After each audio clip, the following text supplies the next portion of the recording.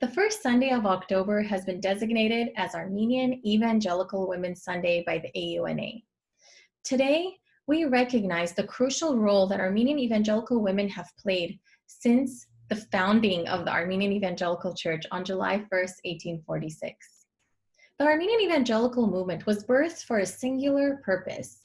Its aim was to preach Christ and Him crucified for the salvation of souls, to bring people back to a restored relationship with God the Father through Jesus Christ. Today, as much as we would like to think that mankind has progressed to new heights, the landscape looks eerily similar to that of their time. You see, there was opposition to the truth. There was persecution for those who stood firmly on biblical truth. And then there was the bubonic plague and cholera, which would rotate seasonally, forcing people to shelter in place seasons upon seasons.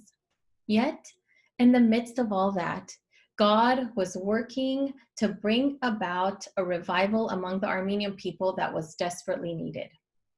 The principal means that He used to bring about a revival of such a magnitude was the faithful preaching of His word.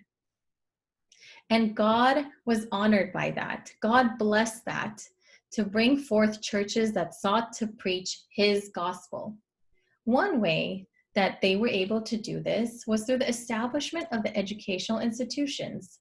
They recognized that the masses needed to be taught the truth and to discern the truth from error.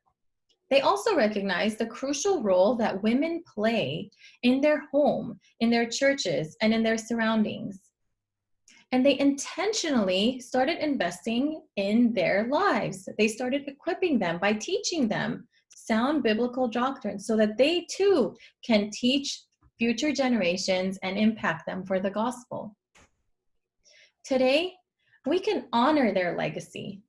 This pandemic gives us time to pause and reflect upon our lives, our ministries, and our service. Are we being intentional in teaching women the truth in our churches today? Are we intentionally investing in their lives and equipping them? To all the women in our congregations, I know this last year has not been easy. Isolation has not been easy.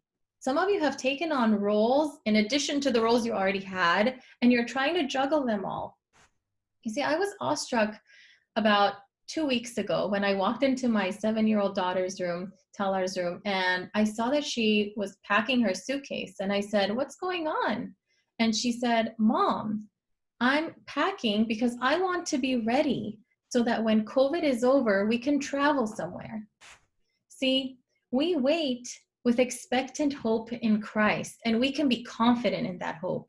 We can look forward to what God has if we're faithfully trying to live our lives for Him. As we wait for this pandemic to end, we can have hope in today because of Christ, and we can have hope for the future, well into eternity because of Him. We can also look to our ancestors and see that in spite of all their hardship, in spite of the plagues that they went through, the Lord was actively working in their midst.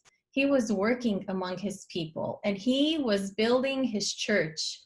My prayer is that the Lord will add to your strength and your courage daily as you seek Him and as you make Him known wherever you are. I also want you to know that the AEWF West Coast Committee has started a virtual ministry called Women to Women on Facebook, and you can join our virtual fellowship by joining our page. And we've been posting various videos discussing some very important topics of our faith.